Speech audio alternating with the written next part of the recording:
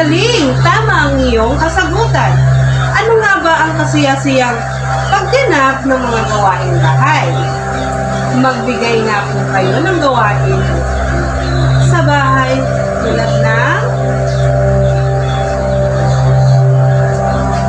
tama po. Ilan po ito ang nagluluto, nagwawalis, naglalaba, at naghuhugas ng plato. Ngayon naman, tayo ay tutungo sa ating panibagong aralin. Nakahanda na ba kayo? Bago tayo tumungo sa ating bagong aralin, ngayong araw, tumayo muna ang lahat at sayawin natin ang kantang Makulay ang Buhay. Nag-enjoy po ba kayong sumayaw? Ay, ano nga po ulit ang pamagat ng ating sinayaw kanina? Ay, mga bata. Ayan, bakit sa ating sinayaw kanina ay may kaugnayan ito sa ating aralin ngayong araw. At ang tatalakayin natin ngayon ay ang paghahanda ng masustansyang pagkain. Ang mga layunin nito ay ang mag-aaral ay inaasahang nasusuri ang mga pagkain inahanda sa pagkainan. Letter B, nagbibigay halaga ang ating katawan sa pamamagitan ng pagkain ng masustansyang pagkain. At letter C, nakakagawa ng plano sa ilulutong pagkain sa almusal, tanghalian at hapunan na naayon sa Go, Grow at Glow Food. Sino po ang pwedeng makapagbabasa ng nakasulat sa pisara? Angela? Pakibasa po. Salamat! Ang pag-aaralan natin ngayon ay patungkol sa paghahanda ng masustansyang pagkain. Ang pagluluto ng pagkain para sa buong pamilya ay gawain nino? Christine? Magaling ni Nanay! Tama! Ngunit malaki ang iyong may tutulong sa paghahanda ng masustansyang pagkain, mura at sapat na pagkain. Nararapat lamang na malaman ninyo ang tatlong pangkat ng pagkain upang maging gabay sa paghahanda ng mga ito.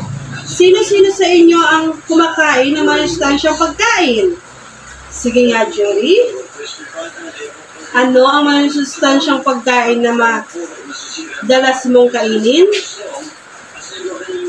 Magaling. Ano pa, Lori? Mabuti kung ganon. Umpisahan na natin ang ating diskusyon. Kaya makinig mabuti ang lahat. Ano-ano nga po ba ang tatlong pangkat ng pagkain? Paano nakatulong sa ating kalusugan? Jean? Mahusay. Ano nga ba ang unang pangkat? Angela? Okay, magaling. Pangkat 1. Mga pagkain nagbibigay ng enerhiya, lakas, at sigla o ang Go Foods. Magbigay nga po kayo ng halimbawa ng mga Go Foods. Christine? Mahusay. Ito po ang mga halimbawa ng Go Food. Kabilang sa Go Food ang pasta, kanin, kamote, tinapay, biskwit, at ang cereal. Ang pangkatuwan o ang Go Foods, ito ang pinagkukunan ng mga sustansyang carbohydrates, taba at langis na nagbibigay init, nagpapalakas, at nagpapasigla ng ating mga katawan. Ano naman po ang pangkat 2? Marites?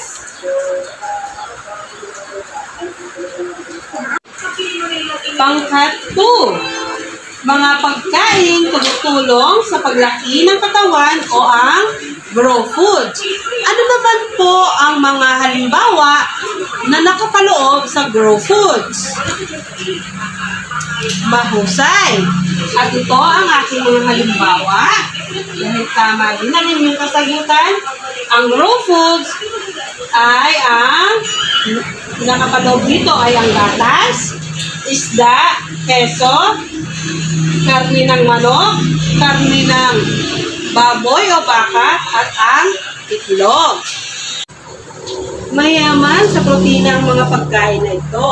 Ang protina ay responsable sa pagpapalaki ng mga kalamnan at sa buong katawan.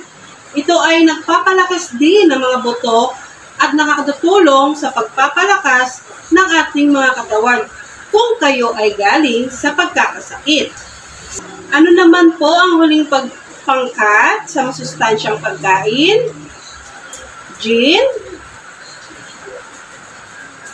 Magaling!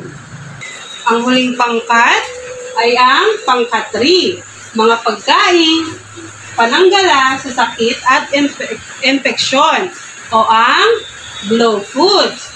Ano nga po ang mga halimbawa ng glow foods? Lori? Mahusay. Ang mga halimbawa ng glow foods ay gulay at ang prutas.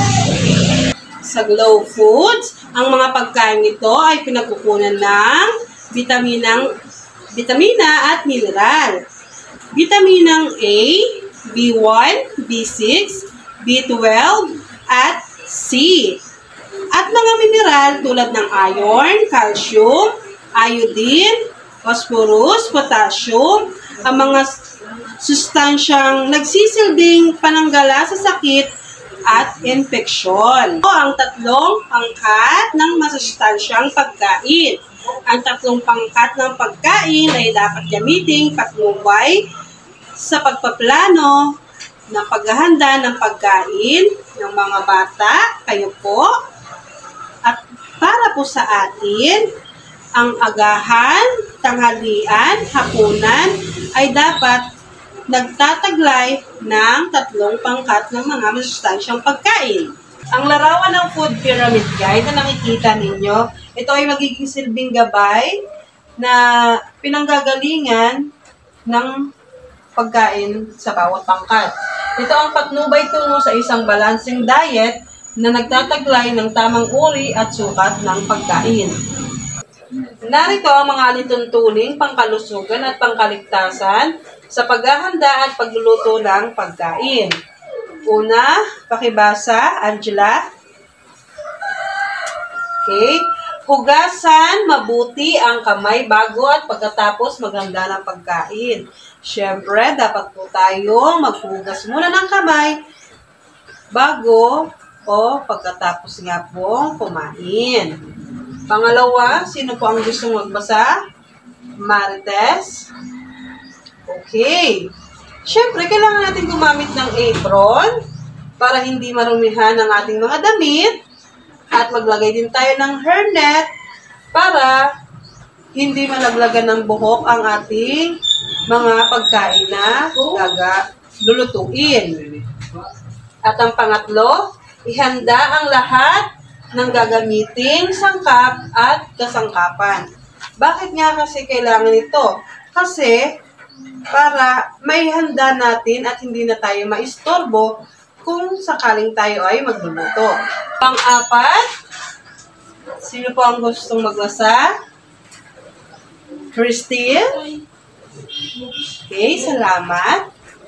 Ang ating pang-apat ay handa at lutuin lamang ang dami ng pagkain kayang ubusin o tama lang sa mag-anak. Siyempre, pag tayo kumakain, kailangan yung tama lang at sapat lang na kaya lang natin na ubusin. Dahil hindi naman po pwede na marami ang ating lulutuin kasi masasayang lang.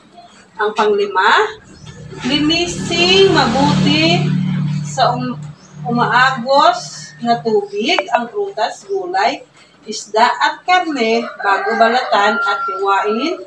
Iwasan ibabad ang mga ito sa tubig upang hindi mawala ang sustansya.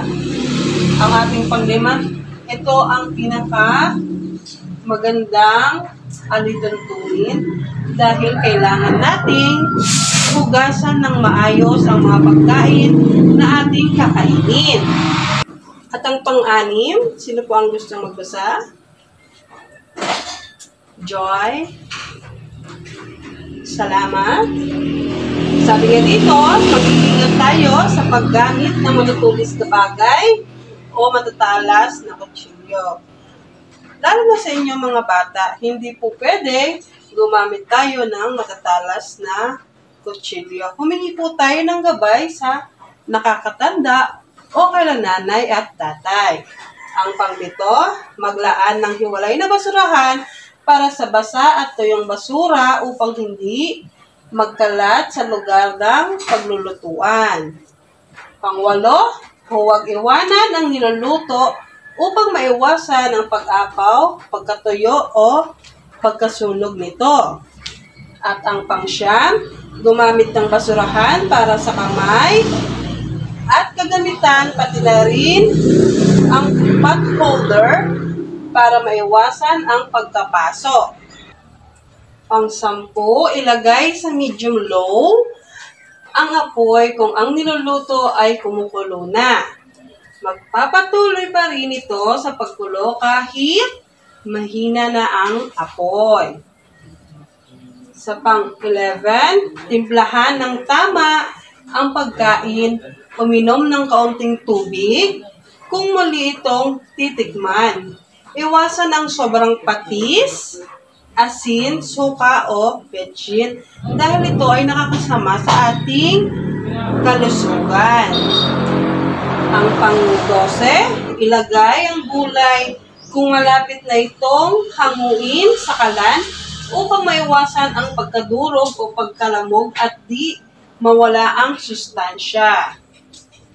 Ang 13, isara ng maayos ang gas cylinder matapos itong gamitin para hindi po sumingaw ang amoy ng gas. 14, ilagay sa tamang lalagyan ng pagkain niluluto at takpan ito. At ang pang-15, linisin at iligpit ang lahat ng gamit pagkatapos magluto pati na ang lugar na pinaggawan para maging malinis ang kapaligiran, hindi yung wasak-wasak yung natin pag tayo ay nagluluto. Ito ay ilan lamang sa alituntunin pangkalusugan at pangkaligtasan sa paghahanda at pagluluto ng pagkain.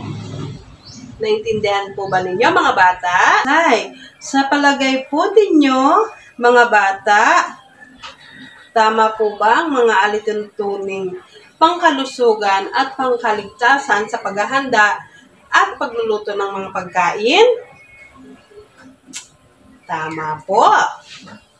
Naintindihan po ba ang ating tinalakay ngayong araw? Mahusay. Meron po ba kayong mga katanungan tungkol sa ating tinalakay ngayon? Sige nga, Jean, kung ano po ang iyong katanungan? Siyempre, hindi.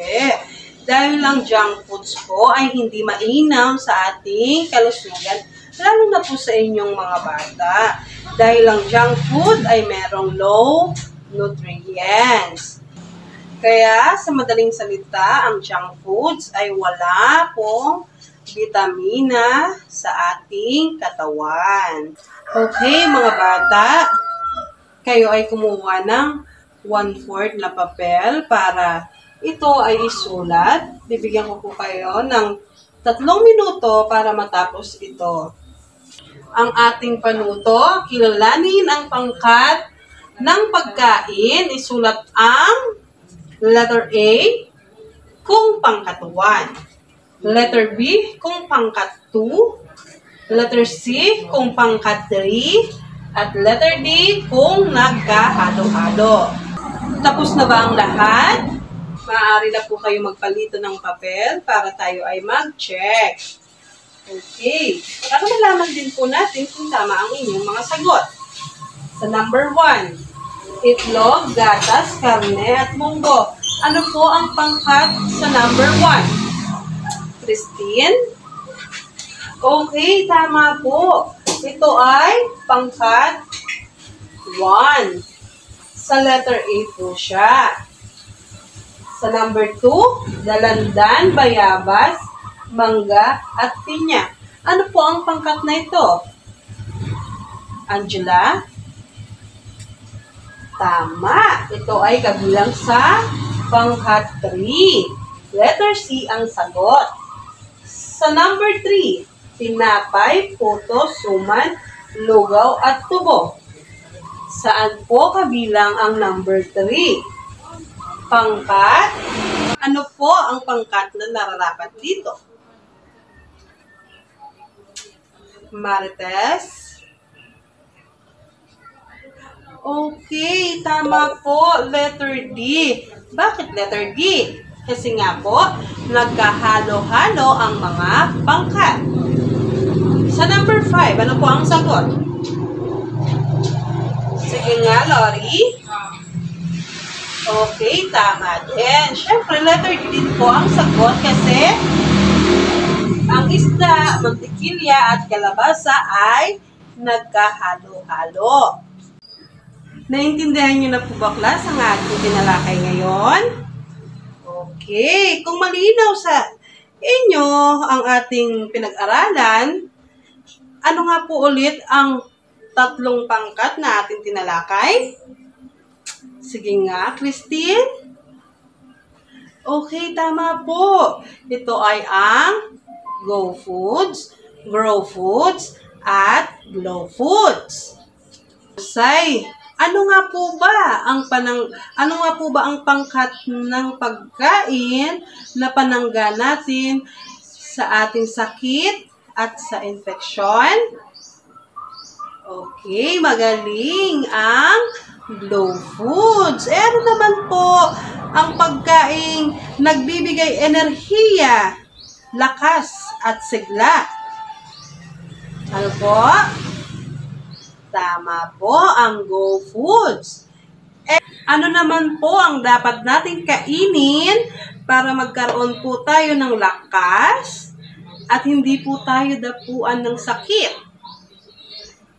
Okay, ang Grow Foods, mahusay po. Magaling at tunay niyo po talagang naiintindihan ang ating tinalakay ngayong araw. Kumain po tayo ng masustansyang pagkain. Meron po ako dito ipapagawa sa inyo at pakisulat po sa inyong mga kwaderno o sa inyong takdang aralin. Ito po ang inyong isusulat. Itala ang mga pagkain inyong kinain sa almusal, tanghalian at hapunan. Isulat ang mga ito sa inyong assignment notebook. At ito po ay ating tsatsikan bukas sa inyong pagbabalik. Okay, class? Maraming salamat sa pakikinig sa akin at sa pakikipag-ugnayan sa ating tinalakay ngayong araw. Paalam!